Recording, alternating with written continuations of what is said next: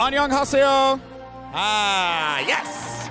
Nailed it. I don't know Spanish, but somehow I learned how to say hello in Korean. Welcome, everyone. I'm Golden Boy down here at the floor. We got a good matchup lined up for you because here's the thing. Both of these teams are currently winless, and they're looking to get a W. That's important. But what's also important are the standings, where we are right now in this competition. Because despite that win that Finland managed to procure, they are not in second place quite yet. Russia still holds that, but you can see right there, it is a 1-point difference in the map differential. That could play a role. Granted, if both teams continue to perform the way that they are, this is going to be a pretty tight race to see who makes it to BlizzCon. Also, don't forget that Japan has a matchup against South Korea a little later today. And if Japan is able to have a big result there, that could also shake things up. So this is going to be a very interesting day of Overwatch. And if you're just joining us, you're in luck, because we have some good matches lined up for you. We got Chinese Taipei going up against Hong Kong, and then our last matchup will be Japan versus South Korea, and what is surely going to be an incredible matchup. But the question on everyone's mind here is who's going to be able to get their first win. Chinese Taipei had a pretty competitive game against Japan, and Hong Kong are kind of struggling a little bit. They got to figure it out. Is this the opportunity? Is this their time? Let's send it over to the casters to break it all down. Thank you, Golden Boy. And of course, both these teams right now, they've had a bit of a rough go so far this weekend, but there's still so much to play for them here, where not only could they still play spoiler, but also these are players that want to get into the Overwatch League and they want to play for national pride. So I still expect both of these teams to be playing very hard. You know, everyone wants to show their stuff here at the Overwatch World Cup Incheon, but more than that, as a competitor, you never give up. No matter how many losses you take, I know that these guys are going to come back twice as strong, and I think we're going to have a really competitive match on our hands. Absolutely, and of course, both these teams, as mentioned, play for pride, but you take a look at their rosters and think about what we're going to be seeing. You have the Chinese Taipei roster, and we saw a little bit from them earlier today, and players like Shaolin were doing so well earlier in the day. Of course, you see him there. Shaolin and Blue. Blue was checked a little bit by Depp earlier in the day, but that might have been saying more about Depp than about Blue. There's been flashes of brilliance from this Chinese Taipei team. Yeah, definitely. Blue not finding exactly the success he was hoping for against Japan, but maybe could succeed a little better against Mui. But Mui, for his part, has been really impressive from Hong Kong. How can a cow defeat a fish? Well, pretty readily. He was certainly challenging Carpe very readily earlier today. And again, it's sort of flashes of brilliance, right? Where even if as a team you weren't quite able to get over the top, these players have been having very good individual performances. And overall, I mean, it's just playing for your country and having a good time. Yes, certainly. You're coming into this to enjoy yourself, stay positive. I mean, that's not just a figure of speech. You know, you're not just playing for fun. Of course, you really want to win, but that's a competitive mindset. If you're not enjoying yourselves and you're not able to find that passion together as part of a team, you really won't succeed competitively. So it's just a matter of necessity that you come into every match fresh. Absolutely. Now, as we head into this here, we don't know quite what control map we're going to be at here yet, but as I say that, it's going to be Oasis. So Oasis, this is something that can really play to teams that like running Pharas, especially on every stage other than University. Lots of mobility to work with. And we've even seen it on University. So Shaolin really impressing on the Pharah last series. Maybe he's going to bring it out again. Of course, Blue on the Widowmaker, also a strong choice here. Can play any of the hit scans quite adeptly, as we've seen. So I'm interested to see what Chinese Taipei comes out with. And as well, Hong Kong has been really relying on their DPS. So I want to see those two players popping off, really carrying the team here on Oasis. Now let me ask you this. How do you shut down Mui right now if you're looking at this game? Do you think just standard stuff? Let me put it to you this way. Do you try and just take the Widow v Widow, or do you already go in with a little bit more firepower? In the beginning, you have to have the confidence, set yourself up for that Widow on Widow action. If your Blue is leading the charge, if he's finding those picks early, you don't really have to change anything. You don't have to commit any more resources to that. And then it's on Hong Kong to make the adaptation. So this first map is a major tempo setter in terms of which Widow sort of sets the pace of this game. Well, right now we're going to be looking at City Center first, and I was about to say, hey, is Chinese Taipei going to be coming out there at the Hammond? It would be great to just see the Hammond just swing around the inner circle over and over again, but it doesn't seem to be happening this time around. Unfortunately, not yet, although Hong Kong considering potentially a Zenyatta and Ana setup, not a support setup that we see too often here. Yeah, this is a little bit off the wall, but Hong Kong has also been pretty comfortable in running compositions that are less than standard so far in the Overwatch World Cup. We'll see if it works out here. It's not quite the super mobility set we've seen on City Center from time to time, but for now, already both teams engaging. I certainly want to see Shaolin get really aggressive here, pressure these two supports. They're going to really struggle to survive in the way that a Brigitte might. Bowie right now already in the Widow v Widow, and it's a very close range Widow v Widow. Looking, not quite able to connect, and oh, Blue gonna grab him on the other end. Of course, I think the DAC was a little bit stacked against him there. That was a lot of people flanking on the outside, and Bowie simply did not have the support. And now we see Chinese Taipei just swarming onto the point. They're gonna get first control. Bowie certainly hoping to get there unscouted. Now finding Miko on the flank. And he'll be cleaned up there. Great team movement by Chinese Taipei, overloading that flank, as you said. Blue just SMGing Mui down. Eventually finds the headshot, but just, as you said, overwhelming team presence. This is the risk of running an Ana and a Zenyatta. You have way less mobility, no mercy to quickly jump to wherever the fight breaks out. Well, not only less mobility, but how big of a target is the Ana here for Chinese Taipei, where they can very easily dive in on her? The struggle here is that either Ana or Zen are really effective dive targets. Widow and Hanzo sort of add to that list, so Chinese Taipei has an excess of options. But as I say that, Mui strikes first blood in this fight. Mui getting back on track here, sets up for the easy 6-on-5. See what Hong Kong does fall through. Chinese Taipei still dominating on the ground. They almost get am crazy, and they do! They use a post bomb into what is no doubt severe overkill. Bowie under pressure here to the side, not able to get away and take too much health, and the Primal Rage certainly sealing the deal. And Hong Kong, you can really pick, this just hasn't been so effective for them here so far. Mango Jai, though, finding a tank, overextending a little bit with that Primal Rage, although he's able to be rezzed up. That's the power of the Mercy here. Valkyrie providing so many resources to the side of Chinese Taipei. Miku right now was looking to the left now, decides to go back to the right, holding on to the Dragon Strike. Jazzy, though, falls. Chinese Taipei continually diving on the relatively squishy and immobile backline that we're seeing. And Miku, I mean, he's looking for arrows here, but what do you really do? I mean, Mango Jai tries to save him with Transcendence, but the bubble blocks that healing, doesn't allow him to save the Ana in time. Mui forced to make a swap onto the Sombra, need to change things up here, but this is going to be a really tough road back into the round here. Miko with the Dragon Strike, but really no combos to speak of. And that just feels like a really nice setup here for Chinese Taipei, where you force the best player in the other team to go to Sombra, not the high-impact Widow, and now they just simply sidestep out of the way of the Dragon. They continue to hold control. 91% is theirs, and Shaolin gonna go to the back line, sticks the Ana, easy stuff. Jazzy out of the fight, and Shaolin not done yet. Looking for Hanzo, Miko out of there. A nice double kill coming in from Shaolin, and that could be enough for Chinese Taipei to secure the round. Just an incredibly dominant round here from the side of Chinese Taipei. It feels like they had Hong Kong's number time and time again, whether it was on the Widow duel or the aggressiveness with these dives. They're going to clean this round up. Easy peasy, great plays by Shaolin. Overtime, not quite over yet. Bowie was able to add a little bit of extra time to it, but even as Hong Kong gets this last moment delay, just they don't have positioning, and they're certainly not able to get the pickoffs. Strong opening here for Chinese Taipei. Yeah, this is why we see so much mercy. Honestly, this Valkyrie is just so powerful. The ability to save your fellow supports or perhaps your Widowmaker when they're in need. We saw how that failed for Hong Kong. Without that mercy, you know, the Ana not able to save the Zen and vice versa, being able to be split apart by the tanks of Chinese Taipei. So great awareness by them, punishing those very greedy support options from Hong Kong. Let me ask you this. Do you think the Ana would have worked if Hong Kong was able to get the first fight and the Ana was able to post up a little bit higher? Certainly high ground is a major advantage for Ana, but I certainly would be worried about that pick no matter how the round went with that Widowmaker still on the field. I mean, Ana is always terrified to scope in when there's that Widowmaker threatening her, and that really limits her ability to play to maximum effectiveness. All right, well, now we're going to be going to the University. We have some big swap-ups from both sides. Bowie, though, still going to be sticking to the Sombra. A very interesting strategy coming out here from Hong Kong. Electing to go with the Sombra as opposed to the traditional Diva in the 3-3 setup.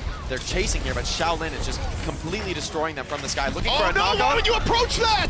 That's so scary. Could have booped off so many people. Shaolin doesn't quite get it, but still lays in plenty of damage. And Hong Kong, even as they lose this fight, that could have been way worse. Certainly Shaolin was very close to getting a complete team kill with a concussive mind, but this looks like an easy mid for Chinese Taipei. Shaolin almost with a barrage ready for the next fight, just cleaning up supports here. Shaolin still making the most of the fight, but man, that was scary for Hong Kong.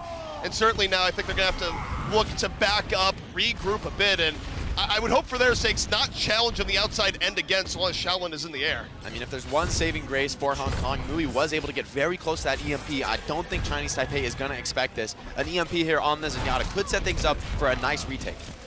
Blue gonna go back a little bit, almost has the dragon. And to your point, Mui does have the EMP up. Oh, YO's out. Here comes the Barrage. Shaolin tries to even it up, gets hacked midway through. That's the EMP coming in. And Hong Kong off the EMP to make this more even, but 10-10 cleaning up the Earthshare from a Ting, setting up Chinese Taipei to bring it on back, EMP or no. It looked like a good EMP, you know, shutting down that barrage from Shaolin, but at least he was able to get Miko before the EMP came out, and at that point, it was already enough value.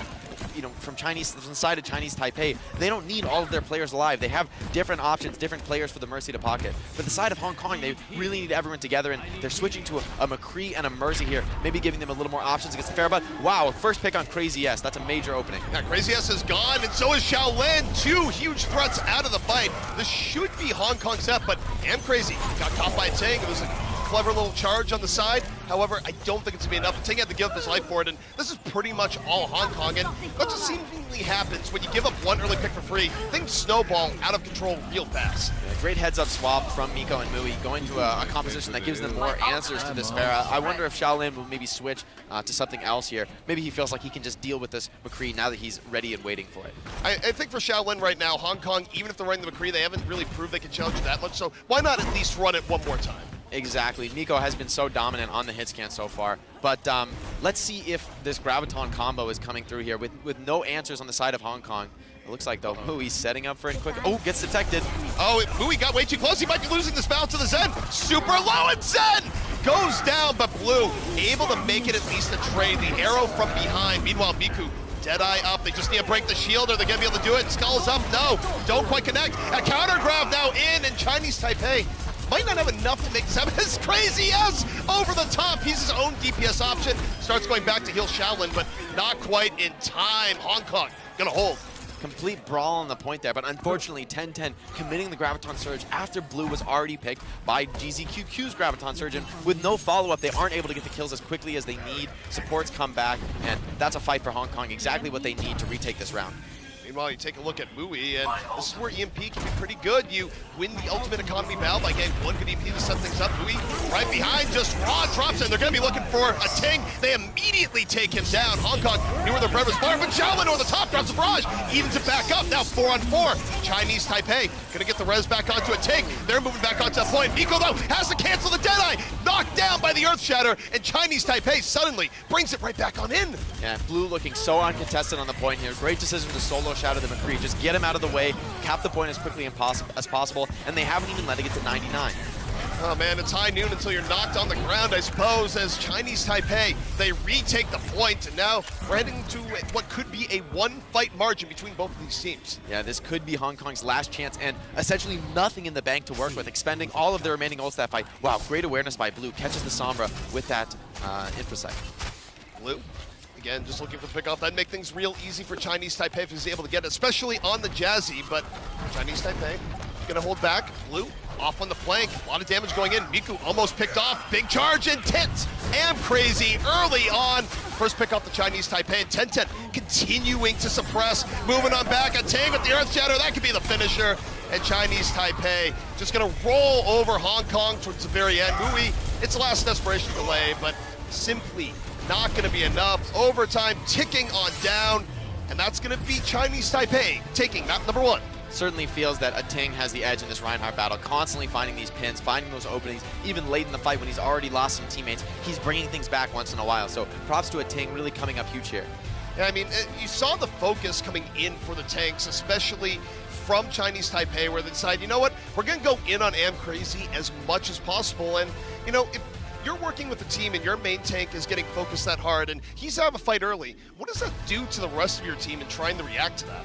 Anytime you're on a Ryan Zarya based composition, those characters are the core of your team. If they fall to the opposing Ryan and Zarya, you're dealing with a massive difference in Graviton Surge charge and Earth Shatter charge, and that can be so hard to overcome. We saw how impactful those ultimates were in that round of University. So great play by Chinese Taipei, staying around their tanks, and I like their DPS choices. More shield focused damage with the Sombra aura on the side of Hong Kong, that's just a much more difficult execution to achieve. We saw some EMPs come out, but with limited effectiveness, OYO doing a great job hiding away from the EMP, coming in to save his team with an effective trance. Yeah, I mean, OYO, he was really far back, where I think he was just trying to make Silver make a choice, right? Where, all right, you can EMP and give me, but you're not going to get the rest of my team. And you don't want to give that sort of dream EMP, right? Where you hit all 6 players and the Zenyatta, and you get the Zenyatta, because it's pretty hard to actually bring a fight back after that. And this is what makes the EMP so hard to use against an experienced team. You see Zenyatta's hiding like this, it's very difficult to deal with because, as you said, you're in a double bind. You can't get the Zenyatta and all of his teammates. If you take the Zen, there's also the chance that he could just react and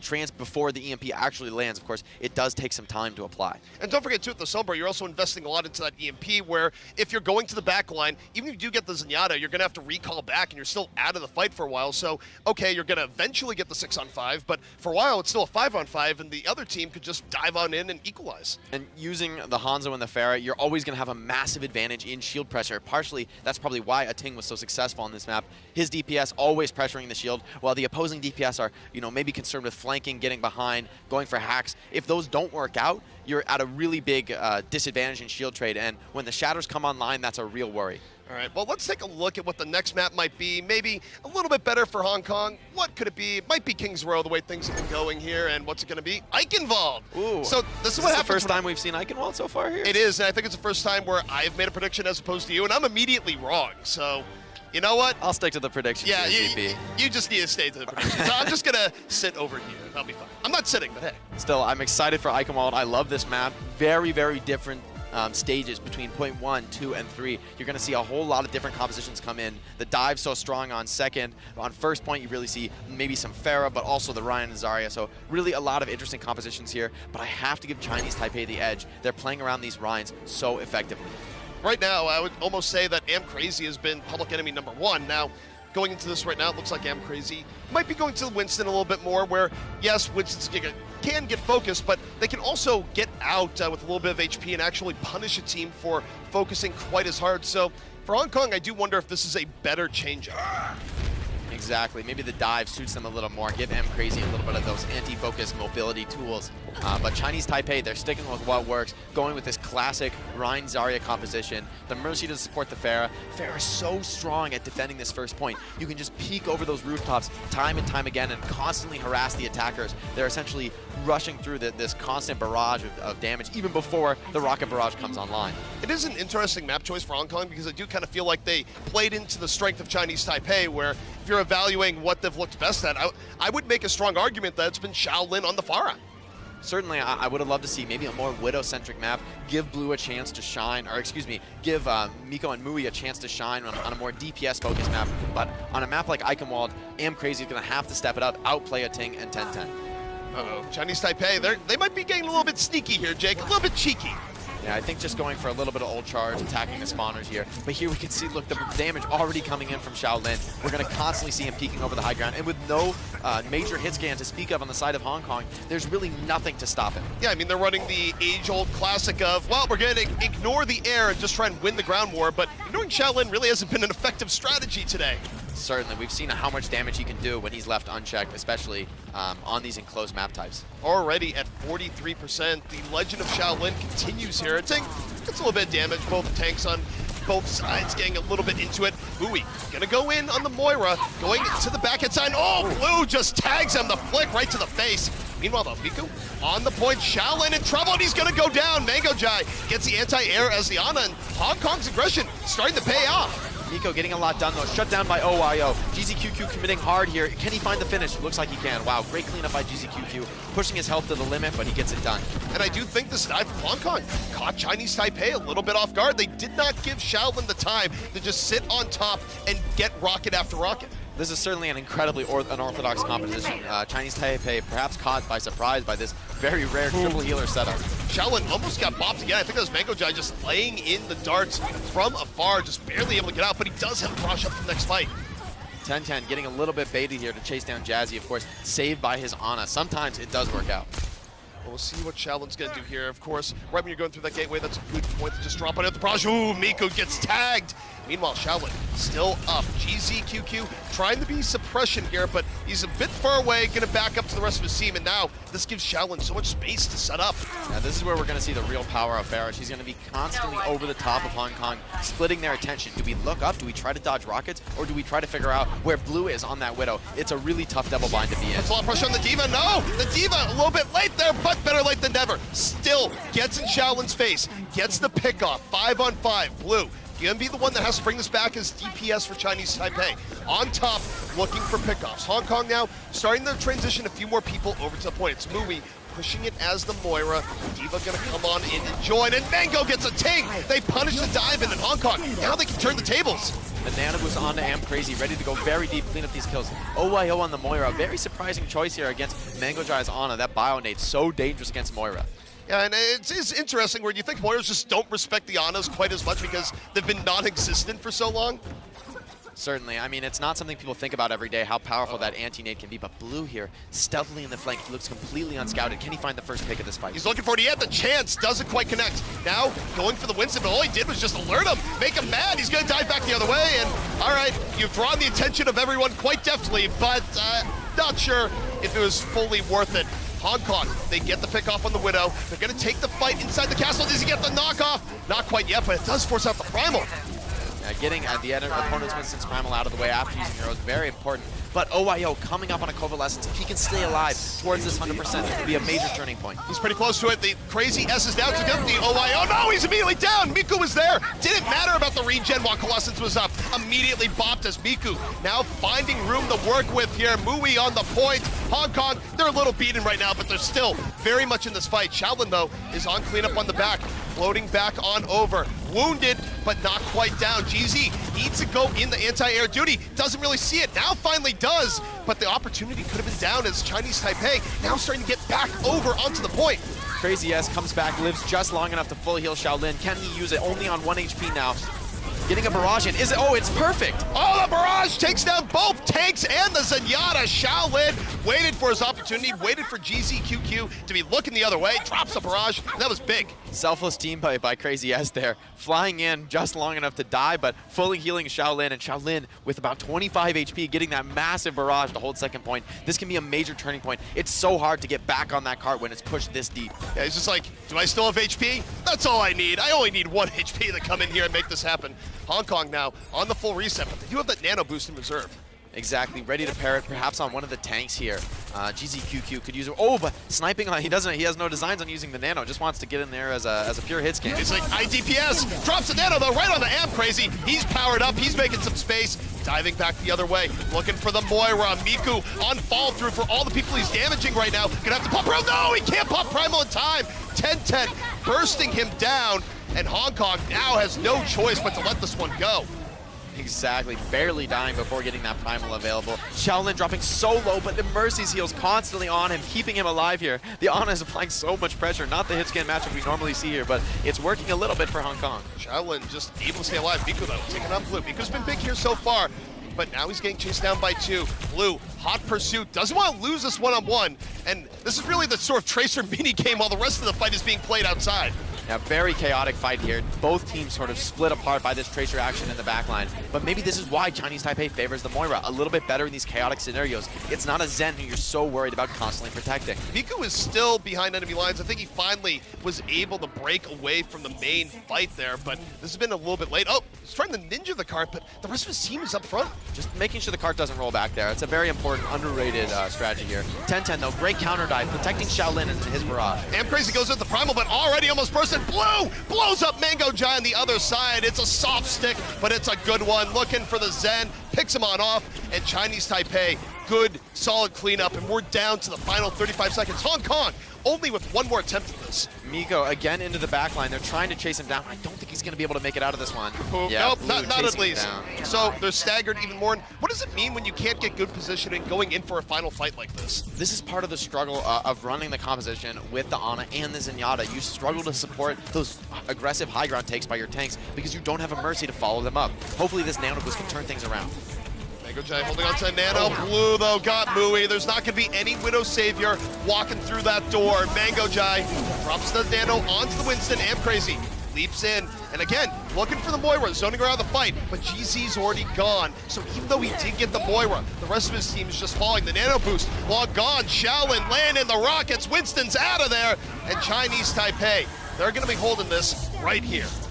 Very strong hold coming out from Chinese Taipei. Nice adaptation to go to the Mercy Moira. It's not a support composition we expect to combine with this dive setup, but at the same time, it really offers a lot of utility against the Nano Boost. We saw how many times the Mercy was able to save the Moira because of the power of that fade. Look, Shaolin dropping so low here, but all the health he needs, apparently. What did you think about Crazy's target selection of the Nano Boost, where it seemed like he was really focusing the Moira more than anyone else, where even at post-fade, he would still chase her down, even just kind of ignoring the rest of the fight? It's tough, but it's sort of what you have to do. That Moira heal is so powerful. If you if you go on anyone else, let's say, the Moira is going to instantly be behind you, constantly healing that target. And with your, slow chip damage, even with the Nano Boost, you'll never get through them. So you've got to take that Moira out before you get anybody else. But we saw OYO just barely sustaining through with his own heal orbs and with the pocket of Crazy S. So great teamwork there to deal with the Nano Boost. I mean, I think that's the best Crazy can do, but it just wasn't enough here. Needed some clutch bionades or maybe a bit more damage from Miko. So now we swap rounds, of course, and the best chance for Hong Kong to turn this around and even up the series, it's going to be a first point hold on Eichenwald. And, historically, when you've seen first point holds in Eichenwald, what really constitutes a good setup to make that happen? It's certainly doable. You'd expect a very tanky composition, perhaps something with an Orisa and maybe a Widowmaker. A few picks can really set the offense back, but it doesn't look like they're going to go for that. Sometimes the dive composition can work too, if executed properly, but this first fight is going to be really critical. Of course, Chinese Taipei looks like they're setting up for maybe a core tankier composition, maybe a 3-3 potentially. Hard to say on the offense, but they're very well teched for what Hong Kong is running, so I'm certainly worried about the boys in red here. Yeah, it seems like to me Hong Kong's going for the idea of let's just build EMPs and go for that sort of ultimate economy advantage where you get an EMP, then you support ults, and you keep going back and forth, but it seems pretty difficult to pull off here in this situation. It's a very difficult composition to play effectively, and comparatively, the ease of execution is so simple for Chinese Taipei. One stun, one pick could really turn the fight in their favor. Chinese Taipei, of course, running a heavily tanky setup. The old 3-3 goats are among us here. 3 support, 3 tank, and they just immediately go into the point. And now for Hong Kong, it's how do you evict them? You already let them on through. You didn't get any pickoffs, have gotten 1 tick for free, but they almost get OYO. If you get the Moira, that's one way. They dive on in, but he was able to get back and protect it. Brigida, though, out of the fight.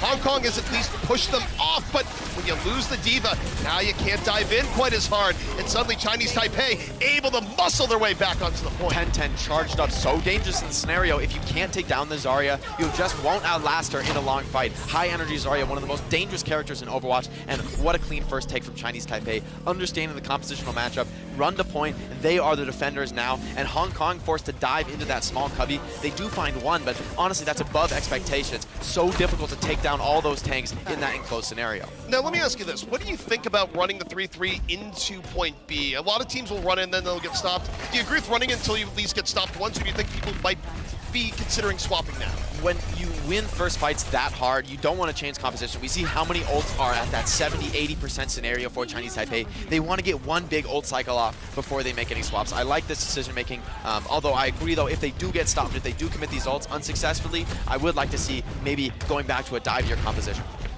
All right, Chinese Taipei going to be focusing on the payload. Hong Kong moving straight in, but the problem is they're diving into a composition that loves being dived on. They're not trying to poke them out too much from afar. And Grav is out of the fight, and yet Chinese Taipei still holding on right now. Hong Kong, they've dove into the belly of the beast, and guess what? They're getting devoured. Chinese Taipei, they're still holding on. They dropped the beat, and they're starting to push Hong Kong right off of the payload.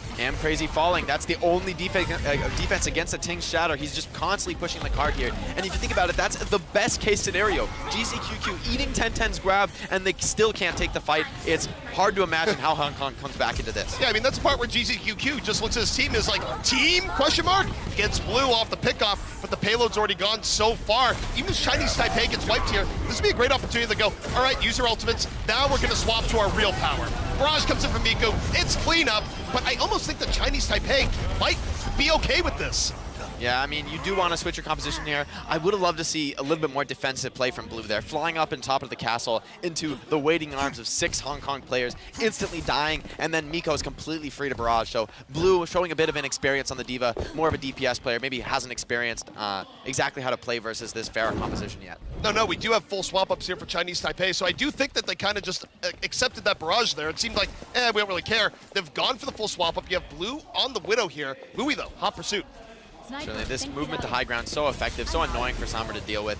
So difficult to retake that high ground, you know, committing the Translocator so risky. But using the scouting, Miko finds 2, opens things up with the Tracer. Great work. It's an early pick up here. Hong Kong looking a little bit better, but Chinese Taipei turned it into more of a brawl right now. Shaolin on Tracer himself, under pressure, able to rewind, gets out of the fray. OYO, so low and yet not finish off. Miku wasn't able to get the final part there. And now Chinese Taipei slowly making this fight their own. They're gonna get the D-Mech. Blue is back in for the support, and he can just dink the Winston here if he's not looking. Goes over the top, looking for that shot. Winston gets out of line of sight. Look, Mui coming around the outskirts. He's looking for Blue. Blue already repositioning, even though he doesn't know he's there. And Chinese Taipei, they're just one fight away. Blue getting turned on by the Sombra. Oh, and barely saved by the Lucio. Great teamwork there. Although this is a last-second contest scenario, Hong Kong has to commit everything to the card, even their bodies, their lives. At least Blue falls, but no, not able to contest the point. Chinese Taipei taking Eichenwald. Great compositional decisions from Chinese Taipei. You have to hand it to them. They played that smart. But if you're Hong Kong, you need something new. Their strategies don't seem very effective to me. You know, I gotta say, too, I mean, not only do I agree on that from Hong Kong, where I think they're getting outcomped a lot here, I have to give all the credit here to Chinese Taipei, where they have not committed the sort of contenders faux pas, where people just like 3-3 all the time, never swap. They basically did exactly what you said, where you run it, you get stopped once, you come back in with the full swap, and it was very much to their advantage. Exactly, and you know, so surprising. We saw the dive go about as well as you could expect from the side of Hong Kong. 2 opening picks very quickly and committing the Covalescence, but somehow not able to convert that into tank kills. Those tanks were so healthy late in the fight on the cart, there was just no hope to really evict them from that position. And at that point, it was really just Hong Kong running in one after another, just trying to contest it, trying to keep this match going. Now I have to ask you, why do you think we saw Mui end up swapping over to the Sombra, where he's been so good on the Widowmaker? Is this just a moment where they feel like they needed more of the utility from the Sombra to control, even with him being so explosive on those hit scan characters? Perhaps it's a lack of confidence. You know, maybe they want really directly to switch to that Lucio and Moira, that support composition that's a little more effective to go super aggressive all as one. And in that composition, maybe the Widowmaker doesn't fit as well. But I would like to see Mui bring that Widow out. He's been so strong on it so far at the World Cup here. I need to see more Widow from Mui. I mean, to turn this game around, they need something crazy. And sometimes you just put your faith in your best Widow player and say, take us away. All right, well, speaking of taking us away, we got Golden Boy with Mango Jai down on the floor. Let's see what he has to offer. Okay, so Golden Boy down here with Mango Jai from Team Hong Kong. Now, Team Hong Kong currently down 2-0 right now against Chinese Taipei. But Mango Jai, wanted to ask you about, you know, I guess like the experience so far, and anyone that you've talked to that you guys have learned from here in Incheon. Any pro player? 虽然现在已经有点小小落后啊，有点小输台湾队嘛，就是中华海队。那想要问一下，说你有没有在这一次的仁川站，就是世界杯，有没有找一些其他的选手聊聊，然后去学，或是说有没有其他招你看到你觉得可以学起来的？什么意思？就是其他的就其他队的选手，不一定是台湾队，也许其他还有南韩队啊，都可以学。韩国队的 Jonah 吧，因为他跟我的定位也是一样，都是腹部和尚位置，然后他的打法也是很狂啊，准度也很够，所以他就是一直以来都是我的学习的对象。So probably Jonah from South Korea, since they play Zenyatta, they play the same role. So he thinks just by watching him play, he learns a lot from him. Yeah. Awesome, and now you know it has been a difficult tournament so far for Hong Kong. What are they hoping to change going into games 3 and 4? You know, after the half. 因为一开始有一点苦战，对不对？所以，可是我们还有2个地图，所以呢，现在开始有没有想要就做一些改变的，或者有没有策略上的一些调整？主要是我们要减小那个会战时候的死亡率啊，就是尽量避免到就是还没打就先丢血这个问题。了解了解。Okay, so one thing that he noticed from the first 2 maps is like they died way too early in the game, so they want to avoid that. If they can avoid that, they think they're fairly confident. Well, I would definitely say you definitely don't want to die first. So that is 100%. Thank you so much, Michael Jai, for your time, and Jing, as well as always, for the excellent translations. That is going to do it for us here at the floor. Coming up next, we're going to have games 3 and 4. Let's see if Hong Kong can put a win on the board. Oh, Chinese Taipei, close it out. See you on the other side. The Overwatch World Cup is brought to you by T-Mobile, America's fastest network ever. And by Omen by HP, the official PC of the Overwatch World Cup.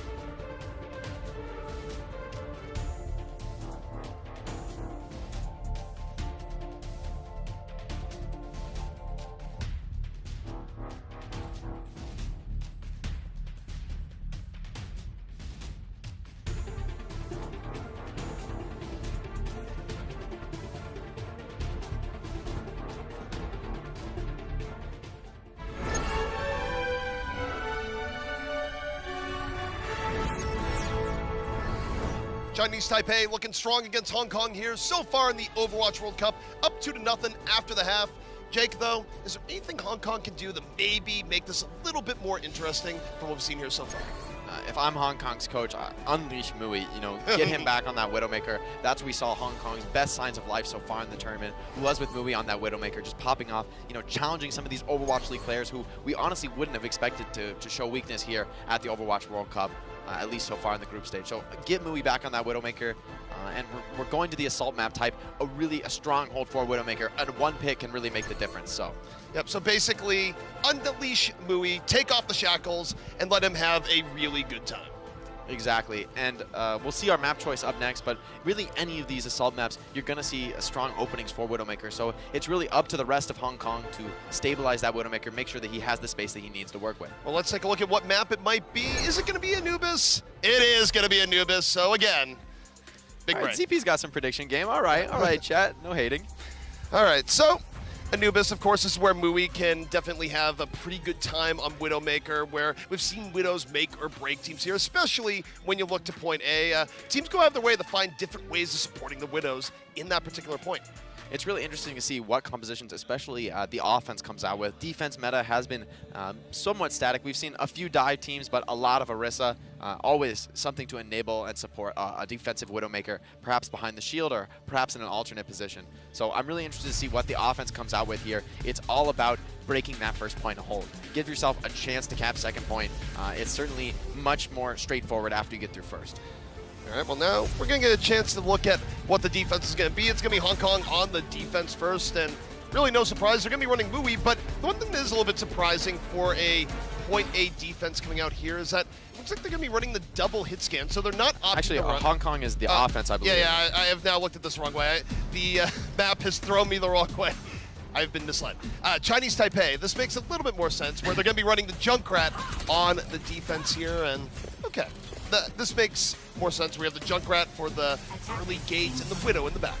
A classic composition, the same composition that we saw Chinese Taipei deploy against Japan on the same map. But of course, Japan finding a ton of success on Temple of Anubis. So we'll see if Hong Kong can exploit OYO's Brigitte in the same way. Although on this double hit scan setup, they don't have that Genji to punish the lack of a Zenyatta.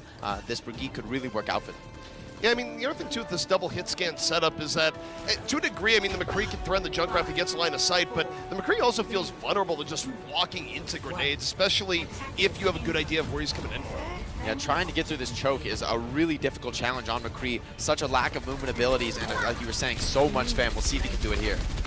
All right, Chinese Taipei just going to hold here on the top. Blue going to make a little bit of space going to the high ground, but Hong Kong, they've cleared the first hurdle here in part. They still have a few people that haven't quite gone over, but it's not a bad opening here so long as they can heal on up. Blue not able to find this shot there. Hong Kong making this double hit scan composition work. This is the point where it could get really powerful. McCree and Widow on the high ground can start to deal a ton of damage. Chinese Taipei forced to adopt a very defensive position back here in the Cubby by point. Everyone, hide behind the Orisa and hope that Blue gets a pickoff. That right now seems to be the plan. Blue on to left, looking for pickoffs. Not even really able to chunk the tanks here just yet, but at some point for Hong Kong, you got to make a move. We can see the danger here. Oh, yeah. Oh, Blue finding the first pick, but the tanks of Hong Kong getting right above the heads of Chinese Taipei, getting ready to punish them potentially with a flanking maneuver. Well, the interesting thing here is that Chinese Taipei, even though they've been quite literally backed into a corner, it's seemingly fine. They can still contest the point here, and Hong Kong doesn't actually feel comfortable out heading on in. And part of that is the damage Junkrat is putting out, backed by those tanks. And now he has a rip tire up here to use whenever Hong Kong does decide to commit. And now they actually are going to commit. Here comes the tire. Shaolin waits for it, drops on in, doesn't get anything. Great bubble by Am Crazy, shutting down that tire, and now the damage is coming in. A Ting not able to maintain the shield on point. GZQQ just laying it in, but demeched by the Widowmaker. They've gotten one tick off here, but they still need a little bit more. GZQQ under pressure, trying to get a new mech back up. 31%, not really going to get anytime soon. Blue coming on out, looking to be the finisher here, and Chinese Taipei just hiding in the corner here. It's done quite well. Yeah, 10-10 finding Jazzy, but this is the weakness of the double hit scan. Even when you get in this free fire zone, that McCree on the high ground in pretty much the ideal position for him, he's not able to peek freely. He's always scared of that Widowmaker. If you're running a projectile character, it's easier to slip that damage in, get it past the shields. Might I suggest a Junkrat? A Junkrat or a Genji, but yeah, I mean, a Junkrat here, just get it over the top. Those grenades would be getting a ton of value. D.Va can't eat all of them. Certainly, a Junkrat in the same position as that McCree would be doing a ton of damage, and a Rip Power in that enclosed space is very dangerous. So we'll see if Mui's Hanzo can make it work in a similar fashion. Well, Hanzo's going to be coming up here, but it's going to be a while until he's able to summon the dragon. Minute 30 left here for Hong Kong as they keep looking at this puzzle that Chinese Taipei has put up at them. It's taking a lot of time for them to move on in. We do see Am Crazy dive in, coming in from the side, cleaving a whole lot, almost getting progress, but can't get in time. The tire runs him over. Dead up from Miku on the side, and yet Chinese Taipei, overall very healthy, not really phased at all. Great movement by Shaolin there in the Junkrat, almost bouncing Nico into the waiting arms of the D.Va bomb. Will GZQQ be able to find more with his bomb? Shield broken. This could be a big moment. Chinese Taipei a little bit more vulnerable, but the shield is back up. Gets broken again, but Hong Kong isn't really able to make advantage of these opportunities. Am Crazy though, Primal Rage is up, gets stuck in the trap and chunked. Now, he was able to back out, but not quite as effective as it would be. But the self-destruct again in Blue, that's big. Hong Kong now up 2 players. The Dragon finally going to clean house, literally. And that should be enough for Hong Kong to get the point, but man, that took a while. Yeah, very defensive positioning by Chinese Taipei, but Hong Kong really without any characters to punish. You need those projectile spammers to really threaten those enclosed spaces. Neither McCree nor Widowmaker can really deal with people just sitting behind an Orisha shield and refusing to move. So heads up play by Chinese Taipei reacting to their opponent's compositions. Got Mui right now on the Hanzo, and he's going to be going over to this right-hand side from the little looks of it. The rest of his team going to the left, and you know, the flanking sniper play definitely seems to catch teams off guard a little bit. Yeah, the double angle Hanzo is a classic maneuver. You need to get him in those unexposed angles. But great move by Am Crazy, using his HP bar, getting very deep here, pushing the supports back. Miko able to take position on point. GZQQ is getting chunked down really hard, just barely able to get away, but Blue gets caught! Miku, with the soft touch, gets Blue out of it, and now Hong Kong just going to move on to the point. They've gotten one here so far, and it's up to Chinese Taipei to make a move to evict them from the point. Already, oh, well, that's a move. The tire came in from the back and just grabbed two. Shaolin, such patience there. I love to see it, just hiding in the corner of point, not exposing himself. Hong Kong moves out of the point, thinks they're safe, and that's when the tire comes for them. You've got to stay wary, kids. And Shaolin, of course, going to be staying on the Junkrat here so far. Not every team will stay on the Junkrat on second, but what are the advantages of holding on the Junkrat for second point here? Well, the Rip Tire is just such a dangerous ability on Temple of Anubis. There's so many spam angles, it's so hard to just push in. You're sort of taking damage from the moment you leave that gate at spawn. And of course, any trap, any pick that you get on Junkrat is sort of just icing on the cake, because that Rip Tire is really just a clock on winning a fight. So hard to deal with that in these enclosed spaces on Temple. Shaolin so far has been doing a good job of getting those tires up quickly. Hong Kong seemingly a bit staggered right now, where it's taking them a long time to get one push after another. See how quick they are this time around. And do you think the McCree's slowing them down a little bit? Certainly. I mean, McCree's a very static character. Maybe this Dragon can open things up, though, maybe splitting some teams apart. But Shaolin getting ready to take a position behind point. This is such a hard place to evict a Junkrat from. Yeah, Shaolin just holding back. He goes, you know what, I like these corridors in the back, break line of sight, dropping some grenades, having a good time. But OYO, out of the fight early. Could be an opportunity, but he's brought back up. Blue's able to punish Miku in the McCree battle. And as both teams trade out, they both use Transcendence. So a lot of equal resources being used. But we're going to see a Ting use the Primal Rage. Looks for disruption in the back, almost gets the support, and does with the aid of Crazy S. That's going to be enough for Chinese Taipei. A Ting barely living there, but even if he fell, that would have been very, very worth it. Pushing those backliners out of the fight, denying them from pressuring the point, and now a massive delay onto GZQQ. Great play by Chinese Taipei. Chinese Taipei, of course, they only need to hold for 2 more minutes. Hong Kong starting to run out of time, and this is a deep stagger. This is where divas wish for the sweet embrace of death and oftentimes don't get it. I've got to respect Chinese Taipei's dedication to the cause here.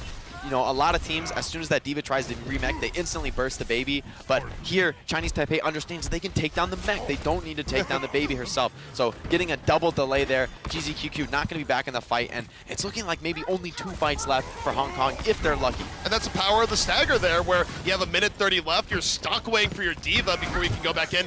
Now, finally, they can make the attempt. But Chinese Taipei, they've seen everything.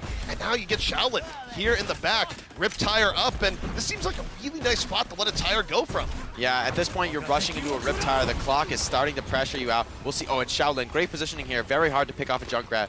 We'll see if he gets any value out of this tire. And he's going to use the tire, wall climb up from the left side. Oh, immediately picked off Miku. All over it. They were ready, but Blue, he was ready for Miku. Wins the McCree battle on the other side. Denies the, well, doesn't quite deny the res, but punishes the Mercy. Deadeye up on the outskirts. Happy little skull coming up here on Winston, waiting for it. Gets the D-Mech. This push is over. And Hong Kong, they're only going to get one more attempt. Yeah, GZQQ is just happy he's not getting delayed again, but the spam coming so deep into the spawn, like I was talking about. Shaolin getting very aggressive here. Oh, and they're going to catch Mui on the flank too. This could be terrible for Hong Kong. Yeah, I mean, this is now it's gone from we get one good fight where we can take our time to we don't really have time to think about this. We just got to go. And Miko forced to switch to the Doomfist. Feels like he has to play it to get back to point. But Junkrat and McCree are 2 of the most powerful counters to Doomfist in the game. You're swapping into the counters. This is a worst case scenario for Miko. I mean, Miko's just probably going to channel his inner hand solo here and be like, don't tell me the odds. I don't care about the McCree. I don't care about the Junkrat. Just let me punch one person. But they're already down Am Crazy, so the odds just got a whole lot worse. Chinese Taipei punishing Hong Kong as they move in. GZ out of his mech. Miku does get a pickoff he was looking for, but simply too late in the tire. Gonna roll over. It's Chinese Taipei holding here on point B. Great shutdown from Chinese Taipei. We saw the Doomfist get a pick. That's sort of an above-average performance, but he just can't stay to challenge the McCree and the Junkrat. They're too powerful against him. Those movement control abilities, just a complete game ender for Doomfist. Now, let me ask you this. When you would swap to Doomfist towards the very end, what do you think goes through the mind? Is it just sort of, look, the hero can get one-shots, even if it's not ideal? You know, there's a world where maybe this works and I live the dream? Certainly, I mean, Doomfist is one of those characters that can pop off, that has the potential to sort of go crazy, farm an ult in one fight, maybe get some kills with the ultimate, and just snowball from there with those shields. But just so difficult to execute against the Junkrat and the McCree. I would have rather seen a Sombra or a Tracer, maybe something along those lines, a little bit easier to execute than this Doomfist. And we saw him sort of forced to go in alone as the clock was running down. That's never what you want to be doing as Doomfist. You always want to be part of a dive squad. So we're going to be swapping up here. It's going to be Chinese Taipei moving to the other side. And, you know, as we see Hong Kong come out here on the defense, again, they are going to be opting for the double hit scan. So it wasn't just on the attack. They're also just not going to have either Junkrat pressure or Hanzo pressure, even the ability of a Genji, the dive here. What is your take on double hit scan compositions? I don't like this at all, especially the Soldier 76 and the Ana and the Zenyatta here. You don't have a damage boost to enable your primary hit scan. I mean, you do have the Nano for the Tac Visor potentially, but at this point, if Mui loses the duel to Blue, this map is just too big. Miko is not going to be able to challenge Blue if he's on that high ground arch of Temple. So really, I don't like the composition here. If Mui falls, if he's not able to win the duel, Miko is going to fall right behind him. So I think there's a little bit of redundancy here in the fact that they're running 2 hit scans. Very vulnerable to an aggressive dive. Shaolin already on the Genji. This is basically a perfect compositional matchup for Chinese Taipei. They're looking really strong in this first offense. We'll see if Hong Kong can somehow make it work, but I completely agree. I do think that this is going to be a pretty tough mountain to climb here if you're Hong Kong, but all they can do here is hope to get a first point hold, because otherwise Chinese Taipei, they're going to take the series. Exactly, and no reses to work with on first point defense. That's a very risky strategy. One pick could spell the end of first point. Hong Kong for now holding back. Chinese Taipei, they're taking a little bit more time here, which is kind of the privilege when you get that sort of hold. They want this first attack to matter. And Shaolin getting the scout there, I think catching eyes on Mui. So Mui forced to rotate away, take a new position. Am Crazy getting cooldowns forced. Just a slow constriction from the side of Chinese Taipei, taking map control piece by piece. GZ's getting focused really hard. He's one of the only people near the point. Chinese Taipei was able to look at him and go, you know what, we're going to chunk you down a little bit more. Mui looking for a pickoff. Had an opportunity where maybe in some world he could have gotten the Mercy in the back, but the opportunity's gone away. He's taking his time. Meanwhile, Chinese Taipei, they're diving on the point. 10-10 though. Gonna get demeched real early on here as Hong Kong holds back. So far Chinese Taipei hasn't quite struck as deeply as expected, and Hong Kong's patience paying off. They get crazy as Miko even finds Shaolin, and this is gonna be a successful hold. Yeah, committing onto that heal station from Soldier 76, always a risky proposition. I would have liked to see Chinese Taipei put a little more pressure on point before committing, but Blue finds Jazzy, and Mui also falling with no mercy on the side of Hong Kong. This is going to be a 6v4 push for Chinese Taipei. Even with how badly that fight went, they're still in a great position to take point A. And here's the important part too, you also got the Dragon Blade, so not only are you working with the numerical advantage for a little while, you got the Blade, and Shaolin certainly gonna flex it, uses it here, looking for Miko, gonna grab with the Ada Blue, still slicing through. Focusing on the Diva.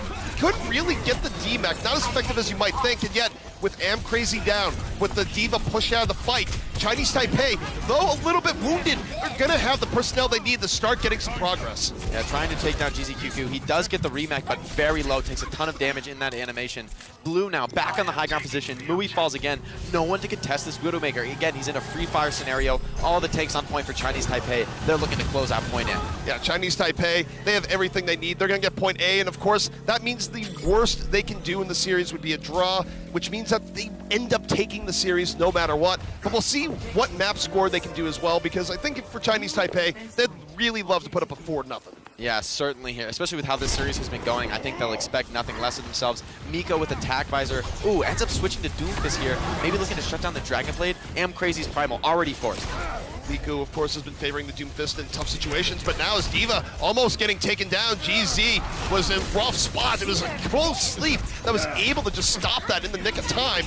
Miko, though, here comes Shaolin on the blade, on the other end, chasing down the tank, looking for Winston. Not finishing off. The Nano Boost actually applies the heal, keeps Am Crazy in the fight, and that's the power of the new Nano Boost as Hong Kong is able to turn the fight around.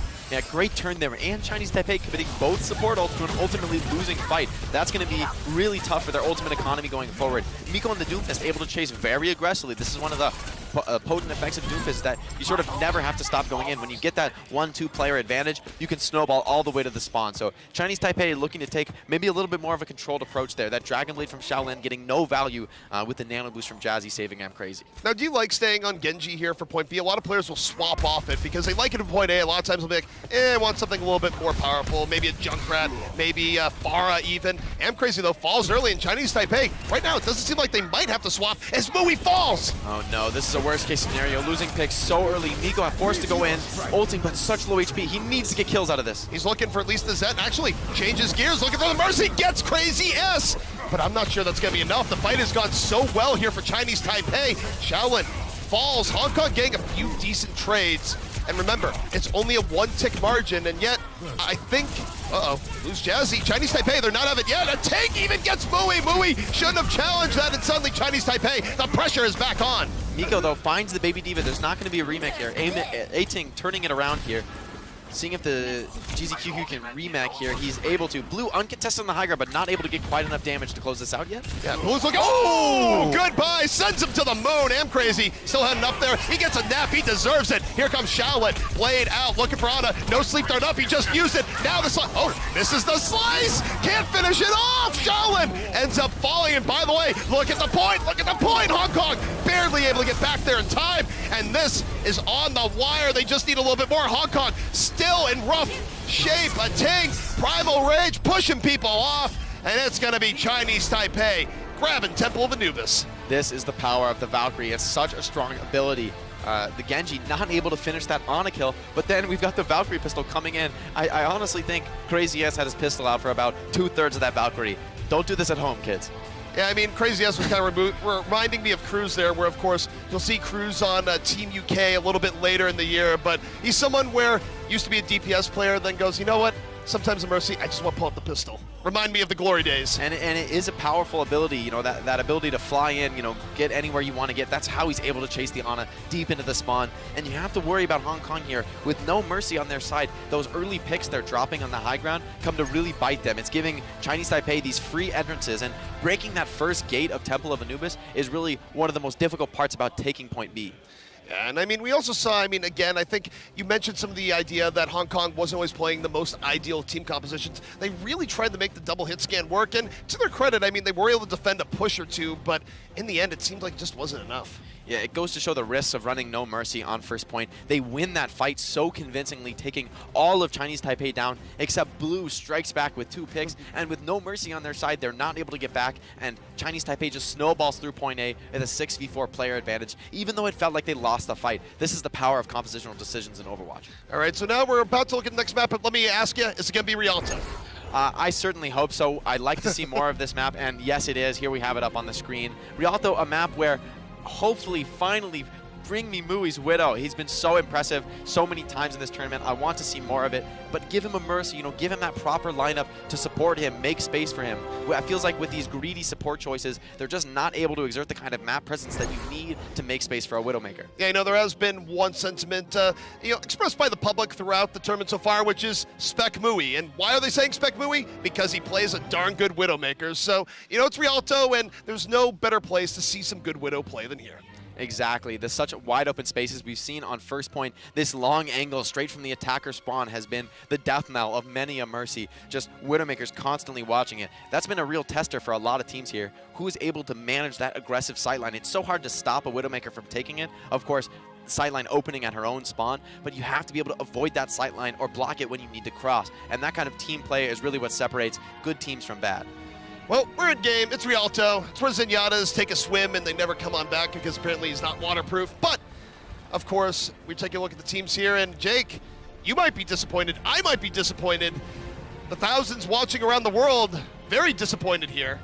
Yeah, Mui coming back out. We saw the same composition on Eichenwald. They found a little bit of success with it, but honestly, I really want to see Mui on the Widow. I feel like Mora is going to have a lot harder time here on Eichenwald. 10-10 adopting a new hiding spot. Haven't seen this position before. Yeah, he's hiding on the boat right now where, it's half I'm hiding and then half, I'd actually like to go for a ride here. The canal's not too bad. And the struggle here is going to be, how do you shut down Blue? You're going to have to commit your Winston and D.Va very deep along with Miko to try and shut him down. But where does that leave Shaolin? Right above your supports. And really, if the Ana and Zenyatta can't find the pick on Shaolin, he's just going to have his way with their backline. Yeah, it's sort of choose your poison, right? Is that, do you go for Blue? Guess what? Shaolin's going to be raining down the rockets. Do you go for Shaolin? Well, guess what? Blue's going in for the headshot. So I think this is going to be a very difficult team composition for Hong Kong to make work, as we see Chinese Taipei here first on the defense. Shaolin, I expect him to be sneaky, and I do think he's going to force out the Widow pretty early. Yeah, that's exactly what he needs to do here. But again, no hit scan on the side of Hong Kong. He's free to just rain in rockets. Already finding a bit of damage here. Rockets coming in. Hong Kong already kind of struggling to adapt. They're keeping 3 on the payload just so far, so we haven't quite hit the point of, all right, how's this going to go down? And they're going to rely on Miko, but already Zenyatta can't swim. Shaolin drops Mango Jive right into the canal, and Miko, he's getting some cardio on the outskirts. And Shaolin just getting right on top of them, directly over their head. That's not something you can do when you're facing a Widowmaker. The threat of that hit scan is so dangerous, but when you see that Hong Kong's running this composition, you're completely free to rain in rockets. Already at 90% barrage. And Widow in 3, 2, not Widow. Please, Bowie! Please. Please! We're begging you. Bible thump! Blue in an absolute free fire zone finds himself playing Duck Hunt in Hong Kong's spawn. We can see, look, the kind of position that Shaolin is not afraid to take. Yeah, and he has the barrage set up, immediately drops it. The shatter makes it even bigger. Can't drop defensive matrix when you're on the ground. Miku able to punish Shaolin, but to what end doesn't really matter too much. However, with the Ting falling, this could get a little bit spicier, and I don't think Crazy S can feel comfortable going for a res.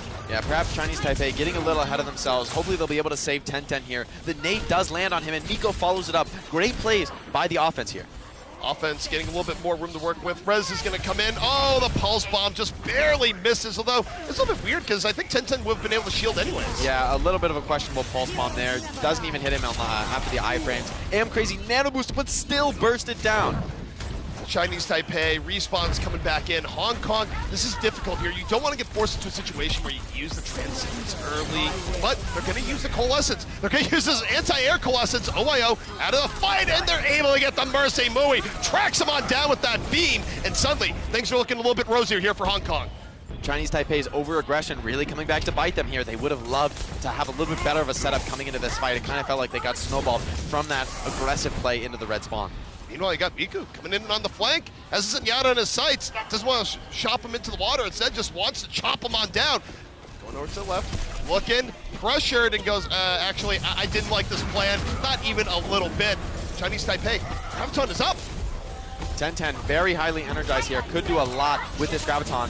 Crazy going so deep, but just the damage pouring into him. The Graviton comes in, Shaolin the Barrage gets 2, and Chinese Taipei, look at how low all of them are, and yet all still alive. Hong Kong unable to finish these kills, and things, as a result, have gone the way of Chinese Taipei. It feels like everything is on the back of a bio grenade from Jazzy. If he can't find those, it doesn't seem like they're getting the fix. Committing a Covalescence here, but Mui's not even able to peek. Blue just asserting such dominance over the sideline. And not only asserting dominance, but able to get out of a sticky situation with super low. So is the Ting. The Transcendence from OYO comes in the nick of time, keeps everyone alive. Chinese Taipei is playing this masterfully right now.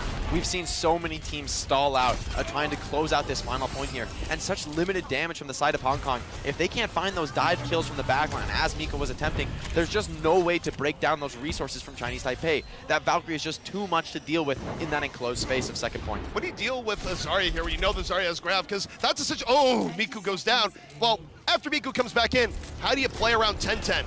I mean, we need to see GZQQ eat another Graviton here. I don't feel like there's any other answers left in this fight. Miko makes the switch onto the Widow here, maybe getting a little bit desperate at this point, not able to make anything happen on the Tracer. He'll have to shut down Blue to start this fight. I can't see any other way for Hong Kong. Well, we'll see if GZ has the answer. Oh, Miku goes for a swim. Shaolin just encouraging people to go swim in the canals.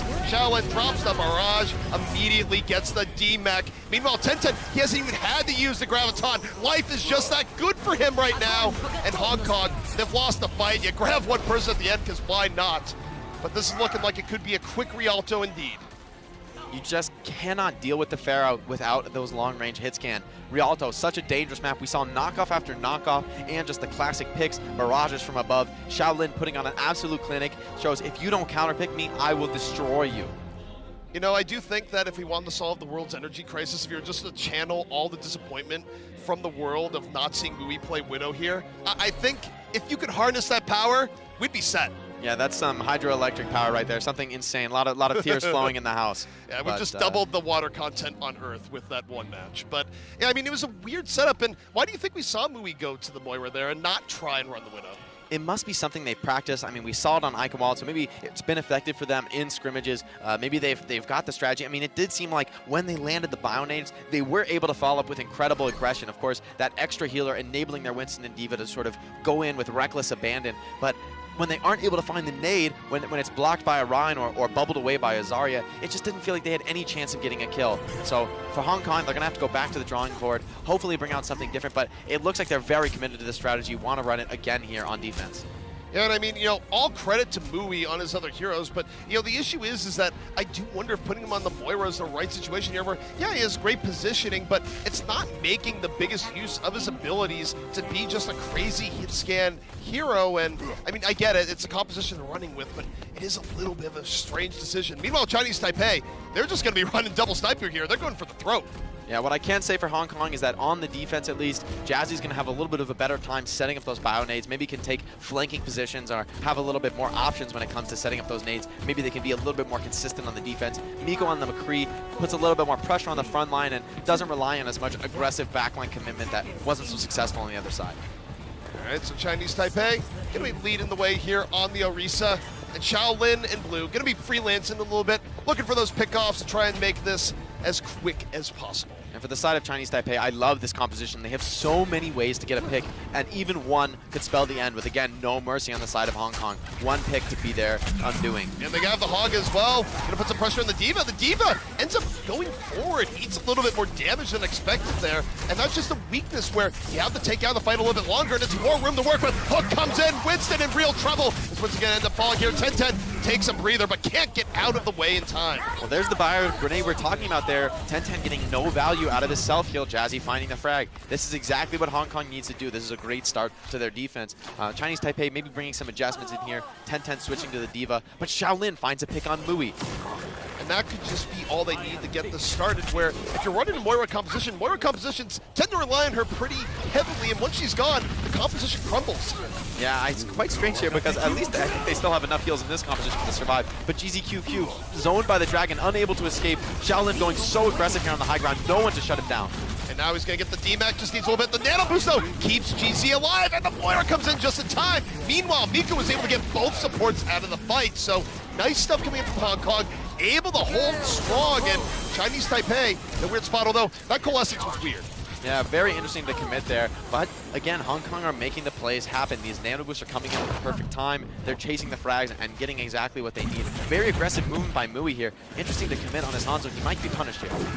2 minutes left in the game right now. Shaolin looking for the pickoff, and is this just a matter of time for the double sniper, or is this something that Hong Kong can feasibly hold? Well, we certainly need Blue to activate here. This is first infight of the game. This is his opportunity to get a pick, kill that Ana, kill that Zen, sort of break apart those key playmakers that are on the side of Hong Kong. Shaolin gonna drop the Dragon Strike. Oh, this could be big. Saw 2 of them with the infight, and they were just barely able to get out of the way, but he's chasing it down. Oh, Mui punishes on the Moira, deals with Shaolin right in his face. And now, with the Transcendence, you see Hong Kong going back the other way. They get the D-Mech. They apply the screws to Chinese Taipei here. For now, they're holding. 1:30 left. Yeah, looking to turn things around. It's certainly looking more plausible now. Shaolin elects to make the swap onto the Tracer. Interesting swap here. Maybe looks to get on that backline, shut down Mango Jai. He's been doing so much damage, sort of uncontested in the backline. That's the power of the Moira, but you don't need to get up close and personal to heal your tanks. She's on the case. Ooh, Ting was on the flank here, got cut out by GZ. I think he was hoping, he gets knocked off. So I think he might have accepted that. I just don't think he wanted to have that engagement draw out. Certainly doesn't want to commit the Primal all alone by himself. It's really not going to get any value. Just going to end up feeding ultimate charge to the enemy team. All right, so gonna be the final attempt here for Chinese Taipei. Hong Kong, they're in a really nice spot. Yeah, so many ults to work with here, and I like this play, getting very aggressive on the flank, but potentially caught out, scouted by Chinese Taipei. Ooh. Miko trying to escape. He got away and got healed back up. That was great mobility coming out of the McCree, about the most you can expect. Meanwhile, you have a Ting over in the backline, disrupting, but the Mui caught by the self-destruct. 10-10, able to get a clear play here. Am Crazy going very deep, looking for the pickoff on the Blue, so close to getting it, and gets it, but it might not be enough. Chinese Taipei, they might have found a way through.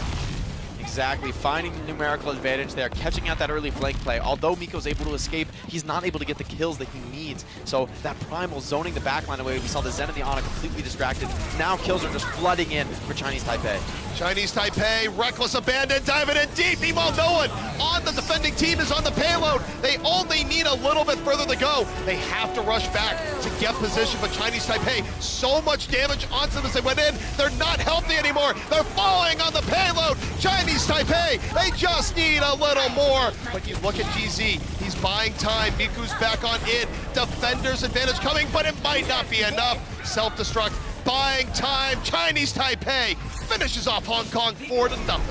Great shutdown there, bringing it back. It looked really good for Hong Kong there, surprisingly, really making it work with the Ana, finding those Bao Grenade pickoffs, keeping their Zenyatta alive. But finally, Chinese Taipei finds the composition that works. Great adaptation by them. I like that. Maybe they hadn't seen that composition before, as have we, so they try a few different things. They keep swapping it up until they find something that works. So I love that adjustment from Chinese Taipei. That speaks well for their future here. Now let me ask you this. Do you think they should have swapped a little bit earlier, or do you have to have faith in your double snipers that eventually something is going to happen? I can't really deny their timing there. I mean, they waited for the first infra sight. That's really the primary power spike of the double sniper composition. Of course, that wall hack enabling both the Hanzo and the Widow really significantly. So you really want to give it a chance, play for that first infra sight, see if you can make something happen. And we saw them almost get there, but I like the decision to back off once that infra sight was committed. You know, maybe let's go for a composition a little faster, more aggressive, with more flexibility to deal with this incredible amount of heals on the side of Hong Kong. Makes sense. And of course, to that credit is that they did almost get picked off with the Dragon Strike off the infra site, but it was good movement from Hong Kong. They were able to get away from it. They were even able to punish the Hanzo for going deep off of Moira, no less, where Mui was really showing some good skill and movement on the hero. Yeah, Mui showing a little bit of AD spam there, somehow winning that 1v1 with the Hanzo. Not something you see every day. The Hanzo caught out a little bit alone there. But I like the regrouping from Chinese Taipei, just hammering it in over and over again, always checking their corners. You know, a lot of teams in that 1 minute scenario, they don't check that corner. They're not ready for a McCree to swing in from behind. But Chinese Taipei is wary, and they catch them off. And I think that's really what set them up to break that first point hold. Yeah, I mean, certainly that, and then also the self-destruct that came in, got the one pickoff. But, you know, to the McCree, I have to give Miko a little bit of credit there, where it's rare to see a McCree move and be like, wow, that was impressive. But that was impressive. He shook the pressure, rolled away from it, and it's always cool to see where his healers were right there with him. They got him back on up, and that was part of why Hong Kong did come so close to able to get that hold. But, guys, we got Malik on the floor with Crazy S. Let's see what's going on. Thank you very much. I am here with Crazy S from Team Chinese Taipei. That's right, it's Crazy S. Pronounce the S. Crazy S, I gotta ask you, man, how does it feel after fighting so hard and falling short from victory for the first few matches you guys have had to finally get in the win column? 所以稍早跟日本打，是不是就有点小隐恨？因为其实接近就快要赢了，对不对？可是现在已经终于那么努力，终于赢了。那现在心情如何？